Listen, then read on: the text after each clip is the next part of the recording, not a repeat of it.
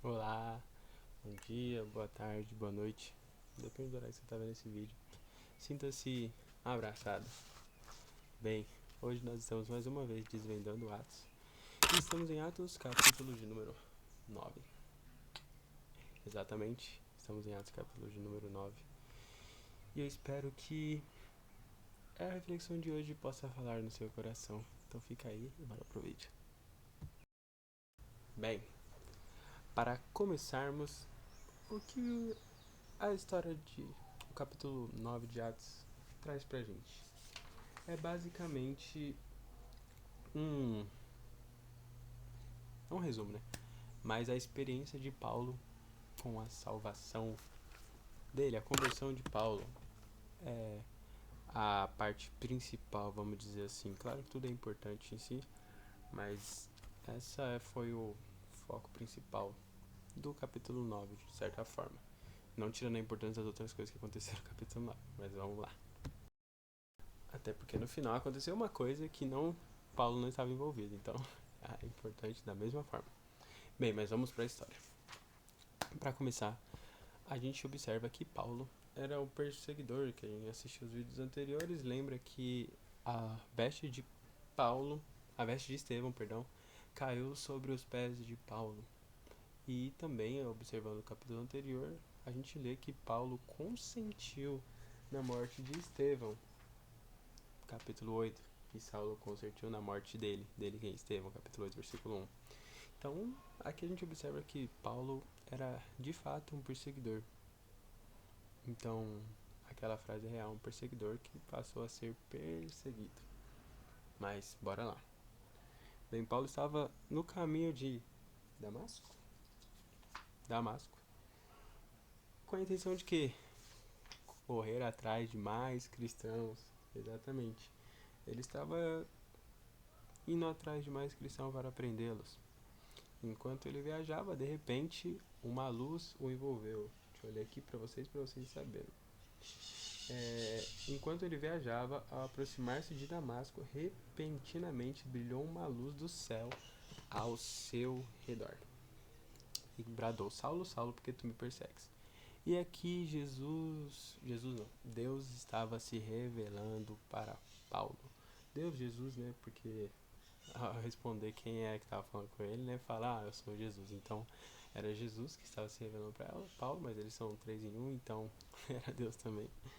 Mas nesse caso aqui, eu sou Jesus, a quem tu persegues. Então, Jesus se revelou para Paulo. E a partir desse momento, Paulo teve completa convicção de quem era Jesus. Voltando, né? Minha mãe entrou aqui no quarto. Bem, e foi dado uma ordem para Paulo. Talvez deu uma cortada no que eu tava falando para o que é agora, porque perdi o foco mesmo quando entraram. Mas falaram para Paulo que era para ele, Jesus falou para Paulo, né, para onde ele deveria ir. E ele obedeceu. Jesus tinha dito: levando na cidade, lá te será dito o que há de fazer. E Paulo de prontidão já obedeceu. Então aqui já podemos pregar que ele já começou a obedecer o que Jesus tinha mandado ele fazer. Só que tinha um detalhe: Paulo não estava vendo mais. Exatamente, Paulo parou de ver. Ele ficou cego. E para a cegueira dele sair, que a gente vai ver um pouquinho mais pra frente, ele tinha que. Na verdade, ele não, né? Ananias tinha que impor a mão sobre Paulo e orar por ele. A gente vai ver um pouquinho mais pra frente, que no versículo 10 disse assim: 10 é pra frente. O Senhor disse-lhe para Ananias, né, no caso: levanta-te e vai à rua chamada direita e perguntas na casa de Judas por alguém chamado Saulo de Tarso, que eis que ele está orando. Então, Paulo, Saulo, ainda Saulo, já estava orando. Então, de fato, a mudança já tinha acontecido, porque ele já começou uma vida de oração. E em uma visão, ele viu que um homem chamado Ananias entrava e impunha sua mão. Então, Saulo já teve uma visão em que Ananias impunha a mão sobre ele e ele recebia a visão de volta. Só que Ananias ficou bem em choque, né? Porque, tipo assim, Paulo não tinha um histórico legal. Paulo não tinha uma boa fama frente aos cristãos, né? Porque ele perseguia. Então Ananias ficou: Senhor, mas Paulo persegue. Tem certeza? Não tá escrito isso, né? Tô imaginando que ele deve ter ficado meio em choque. Porque imagina alguém que você sabe que mata e Jesus mandava você ir lá falar com essa pessoa, te prendendo, que prende na verdade, né? Persegue. Você fica tipo, poxa Jesus, mas ele foi mesmo assim. E o Senhor falou uma frase muito legal para Paulo: ide pelo caminho. Não para Paulo, para Saulo, né? Falou para Ananias: ide pelo caminho. Porque ele, quem? Ele, Paulo, Saulo, é um vaso escolhido para mim, para levar o meu nome diante dos gentios e dos reis e dos filhos de Israel. Porque eu lhe mostrarei quão grandes coisas ele deve sofrer por causa do meu nome. Então aqui Jesus já estava falando bem não falando bem, né, mas já decretando que ele era um vaso escolhido do Senhor. Então nós também somos vasos escolhidos do Senhor. Eu espero que não esteja dando para ouvir o pessoal de fundo ali. Se Deus quiser, não vai estar dando. Então, como foi revelado a Ananias isso, Ananias foi como servo obediente em direção a Saulo, estendeu a mão sobre ele, expôs as mãos sobre eles, e a visão dele foi restaurada. E desde já, e imediatamente, a visão dele restaurou, e imediatamente ele pregava nas sinagogas. Então, tipo, a mudança foi feita de fato. Foi tão instantâneo que Saulo foi curado e imediatamente ele já começou a anunciar a Jesus Cristo. E ele foi crescendo em conhecimento. E aí a gente muda de cenário. Na verdade, antes da gente mudar de cenário, Paulo começou a ser perseguido pelas pessoas. Então, a mudança de caráter de Paulo deixou literalmente de ser perseguidor para perseguido, que é a frase que todo mundo fala sobre ele, né? Sobre Saulo. Então, é bem real. 3 dias antes ele estava perseguindo, 3 dias depois, restaurada a visão, começou a pregar e a dialogar com as pessoas sobre a verdade. Ele passou a ser perseguido. Agora, mudando de cenário, a gente vai lá pra Lida, que é outro lugar, outra situação. Pedro estava lá e ele falou para Enéas: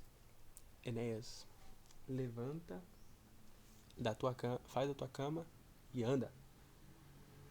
É isso, ele foi curado na hora, assim que Pedro falou essa frase. Então Jesus ainda pode nos usar para curar as pessoas. E se a gente observar, esse homem estava na cama, tinha 8 anos, estava doente de paralisia, então foi curado, glória a Deus. Jesus ainda cura quem é paralítico. O mais legal de tudo isso é que as pessoas viam e se convertiam ao Senhor pelos milagres que ele fazia. Então, glória a Deus. Aí a gente vai para Jope. Lá tinha uma mulher chamada Tabita, que na verdade, né, significa Dorcas. E aconteceu o que? Ela ficou enferma. Infelizmente ela morreu.